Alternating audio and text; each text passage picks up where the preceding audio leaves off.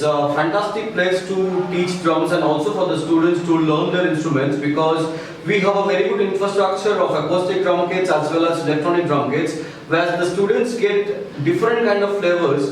And also I teach normally from the roots, from the rudiments, from the basics. The concept of drum has started from 6th century BC, and what you see right now has evolved in New Orleans in the year 1920.